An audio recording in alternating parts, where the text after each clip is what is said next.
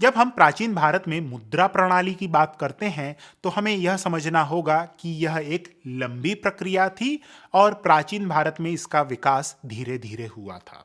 और इस पूरी प्रक्रिया को समझने के लिए हमें आरंभ सिंधु घाटी सभ्यता से करना होगा। वर्तमान में उपलब्ध प्रमाणों से हम यह कह सकते हैं कि सिंधु घाटी सभ्यता में सिक्के प्रचलित नहीं थे। यद्यपि हमें सिक्कों के आकार में बहुमूल्य धातुओं से बने कुछ टुकड़े तो अवश्य मिले हैं, परंतु यह सामान्य भार के नहीं है और इस पर कोई चिन्ह भी नहीं है, जिससे हम यह कह सकते हैं कि सिंधु घाटी सभ्यता में सिक्के प्रचलित नहीं थे। यदि हम वैदिक काल की बात करें तो आरंभ में स्थिति कुछ बदली नहीं थी। सिक्के अभी भी नहीं आए थे और लेन देन के लिए बार्टर सिस्टम का प्रयोग किया जाता था। और जहां पर बार्टर सिस्टम नहीं हो सकता था वहां गाय को हम मीडियम ऑफ एक्सचेंज के रूप में देख सकते हैं। लेकिन गाय को एक मीडियम ऑफ एक्सचेंज के रूप में प्रयोग करना अपनी समस्याएं लेकर आता था। उदाहरण के लिए कोई भी वस्तु आधी गाय के रूप में नहीं दी जा सकती।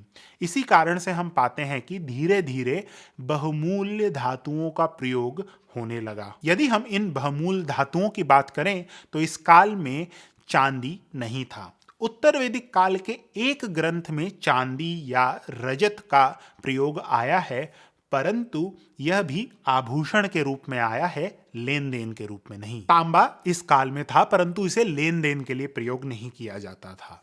तो अंत में हमारे पास बचा सोना, और इस सोने को प्राप्त किया जाता था पंजाब की नदियों में स्वर्ण कण या गोल्ड डस्ट के रूप में। और इन गोल्ड डस्ट को छोटी छोटी थैलों में भरा जाता था। क्योंकि इन थैलों को एक स्थान से दूसरे स्थान पर ले जाना कठिन था, तो हम पाते हैं कि इन थैलों में जो गोल्ड डस्ट थी या स्वर्ण कण थे, उनको पिघलाकर छोटे छोटे पिंड बना लिए जाते थे। और वैदिक ग्रंथों में इन पिंडों को हिरण्य पिंड कहा गया है। इसके अतिरिक्त निष्क शब्द का प्रयोग भी वैदिक ग्रंथों में आया है, और कुछ इतिहासकारों के अनुसार यह जो शब्द निष्क है वह वैदिक काल के सिक्कों के लिए प्रयोग किया गया है। परंतु यदि हम निष्क से जुड़े उल्लेखों की बात करें तो वहां पर ऐसे उपलब्ध हैं जिसमें बताया गया है कि मैं निष्क को धारण कर रहा हूं, ऐसा, जिससे यह प्रतीत होता है कि इस काल में निष्क का प्रयोग सिक्के के लिए नहीं अपितु आभूषण के लिए होता था। उत्तर वैदिक काल की बात करें तो हम पाते हैं कि निष्क के अतिरिक्त शतमान, सुवर्ण, पद आदि शब्दों का प्रयोग सोने के टुकड़ों के लिए किया गया है, और यह सोने के टुकड़ों का कुछ भार भी था।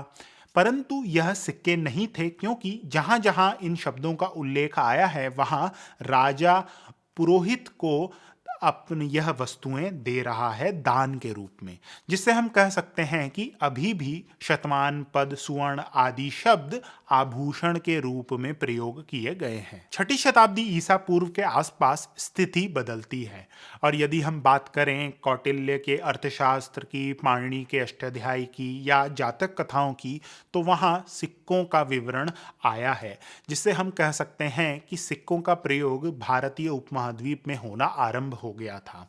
इसके अतिरिक्त हम पाते हैं कि पुरातत्व के जो भी स्रोत हैं वहाँ से भी हमें कई प्रकार के सिक्के इस काल के मिले हैं, जिससे यह कहना उचित होगा कि इस काल में सिक्कों का प्रयोग आम हो गया था। काल के सिक्कों के बारे में जानने से पहले हमें यह जानना आवश्यक है कि हर सिक्के का निश्चित भार होना आवश्यक है। यदि हम आज की बात करें तो आज का जो 10 रुपये का सिक्का है उसका भार लगभग 7.74 ग्राम है। यदि हम प्राचीन काल की बात करें तो प्राचीन काल में भी हर मुद्रा का भार या हर एक सिक्का जो कि एक मूल्य का था उसका भार बराबर हुआ करता था, अर्थात उसमें जो चांदी या सोना गया है उसका भार समान था। परंतु जैसा कि आप सभी जानते हैं, जो मानक इकाई थी भार नापने की, प्राचीन काल में वह ग्राम तो थी नहीं, परंतु हर सिक्के में जो भार है मूल्यवान धातु का वह बराबर होना चाहिए। तो इसके लिए किस प्रकार की मानक इकाई का प्रयोग किया जाता था? प्राचीन काल का मानक भार था रत्ती या गुंजा का बीज, जो कि लगभग 0.118 ग्राम का होता है। रत्ती के बीज हर स्थान पर उपलब्ध थे, जिससे लोग इसका प्रयोग आसानी से कर सकते थे और इसका प्रयोग कई सदियों तक होता रहा। परंतु एक बीज को मानक बनाना एक समस्या उत्पन्न करता है। यदि हम रत्ती के बीज को देखें तो हम पाते हैं कि हर बीज एक दूसरे से थोड़ा सा भिन्न होता है, और यदि हम गुंजा के बीजों को देखें तो हम पाते हैं जो गुंजा के बीज है और या बीज की जो फली है, उसमें जो मध्य का बीज है वह बाहरी बीजों की तुलना में बड़े होते हैं और ज्यादा भारी होते हैं। इसी कारण से संभवतः बीज के बीजों का प्रयोग किया जाता था। परंतु जैसा कि आप सभी जानते हैं, एक फली का जो बीज है उसके भार में अंतर होगा यदि हम उसकी तुलना करें दूसरे फली के बीज से। इसी कारण से प्राचीन भारत के जो सिक्के थे उनका भार पूर्ण रूप से एक नहीं था। एक स्थान पर अलेक्जेंडर कनिंघम लिखते हैं कि उनके पास आरंभिक काल के 20 सिक्के हैं जिनकी स्थिति बहुत अच्छी है, अर्थात इन सिक्कों का अधिक प्रयोग नहीं हुआ है और वह घिसे नहीं हैं। अलेक्जेंडर कनिंघम इन 20 सिक्कों का औसत भार निकालते हैं और पाते हैं कि औसत भार है लगभग 3.56 ग्राम। यदि वह इन 20 सिक्कों में से सबसे भारी सिक्का का भार निकालते हैं तो वह पाते हैं कि सबसे भारी सिक्के का भार है 3.66 ग्राम। तो आप देख सकते हैं कि एक और औसत भार है जो कि है 3.56 ग्राम, वहीं दूसरी और जो सबसे भारी सिक्का है उसका भार है 3.66 ग्राम, जिससे कि आप देख सकते हैं कि एक ही मूल्य के सिक्के में थोड़ा सा भार का अंतर तो प्राचीन काल में अवश्य था, और यह अंतर था इसलिए क्योंकि हमने मानक भार की जो इकाई है वो रत्ती का बीज लिया था। इस काल की यदि हम मुद्राओं की बात करें तो निष्क इस काल की मानक स्वर्ण मुद्रा मानी जाती थी, परंतु इसका मूल्य बहुत अधिक था और वह सामान्य लेन देन में प्रयोग नहीं की जाती थी।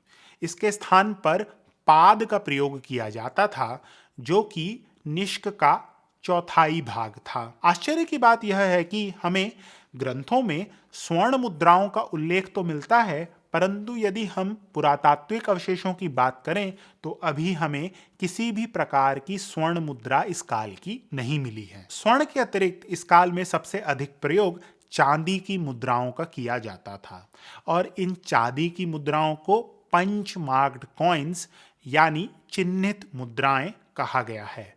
इनका नाम इनकी निर्माण विधि से आया है। धातु की चादर से छोटे छोटे आयताकार टुकड़े काटे जाते थे और इन टुकड़ों को अलग अलग चिन्हों की मोहरों से अंकित किया जाता था।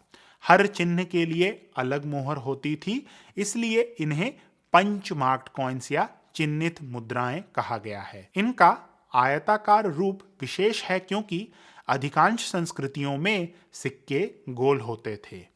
इन सिक्कों को यदि आप ध्यान से देखें तो पाएंगे कि यह सिक्के पूर्ण रूप से समचतुर्भुज आकार में नहीं हैं। ऐसा इसलिए था क्योंकि भार को सही रखने हेतु कोने से कुछ धातु काट दी जाती थी। इस कारण से यह पूर्ण आयत नहीं दिखते। इन मुद्राओं में सबसे भारी शतमान सिक्के थे जिनका भार 100 रत्ती था। जिन सिक्कों को आप अभी देख रहे हैं वह तक्षशिला से प्राप्त हुए थे और इन्हें बेंट बार कॉइन्स कहा जाता है। जब इन सिक्कों का भार किया गया तो उनका भार लगभग 100 रत्ती पाया गया। इस कारण से हम यह कह सकते हैं कि यही शतमान सिक्के थे। इस काल की प्रमुख मुद्रा कारशापण या पण थी। रजत कारशापण 32 रत्ती का और ताम्र कारशापण 80 रत्ती का होता था। इसके छोटे रूप भी थे। आधा कारशापण जिसे अर्ध या भाग कहा जाता था, 1/4 कारशापण जिसे पाद कहा जाता था, 16वां हिस्सा एक कारशापण का जिसे माश कहा जाता था और 64वां हिस्सा एक कारशापण का जिसे काकणी कहा जाता था। प्राचीन काल और आज के काल में यदि हम अंतर देखें तो हम पाते हैं कि प्राचीन काल में सोने और चांदी के मूल्य में अधिक अंतर नहीं था। यदि हम जातक कथाओं को पढ़ते हैं तो हम पाते हैं कि 1 भाग सोना 7 भाग चांदी के बराबर था, परंतु आज के समय में ऐसा नहीं है। 1 भाग सोना लगभग 80 भाग चांदी के बराबर है, जिसे हम यह कह सकते हैं कि आज के समय में चांदी का मूल्य उतना नहीं है जितना प्राचीन काल में था। तो इससे आप देख सकते हैं कि जब हम प्राचीन काल में चांदी के सिक्कों की बात करते हैं तो उसे हमें आज के समय के जो चांदी का भाव है उस रूप में नहीं देखना चाहिए। पुराने समय में चांदी के सिक्के अत्यंत ही मूल्यवान थे। यदि आपको यह वीडियो अच्छा लगा तो कृपया करके यह वीडियो देखें। यह चैनल देखने के लिए आपका धन्यवाद।